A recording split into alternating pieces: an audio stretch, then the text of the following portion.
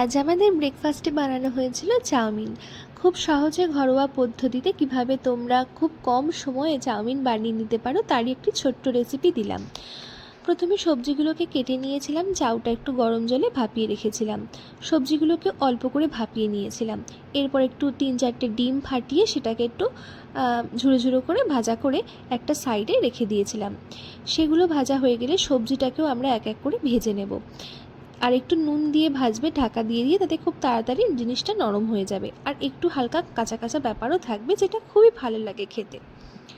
এরপর কি করব, আমরা তেলের মধ্যে পেঁয়াজগুলোকে একটু গোলাপি গোলাপি করার মতো ভাজতে হবে। খুব বেশি লাল করে ভেজে ফেলবে না, তাহলে ভালো লাগবে না। একটু যেই হালকা হালকা গোলাপি রং ধরবে তখন ফুলকপি যে ভাপিয়ে রেখেছিলাম ওটাকেও অ্যাড করে নেব। অল্প একটু পরিমাণে নুন দিয়ে কাঁচা লঙ্কা দিয়ে এটা ভালো করে নাড়িয়ে চাড়িয়ে নিতে হবে।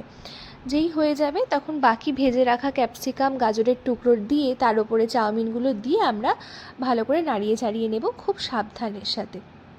যেহেতু আমার এই সময় কড়াটা একটু ছোট ছিল আর চাউটা একটু বেশি পরিমাণে হচ্ছে, তাই একটু সমস্যা হচ্ছিল, ধীরে ধীরে চাউগুলোকে ছাড়িয়ে নিচ্ছিলাম।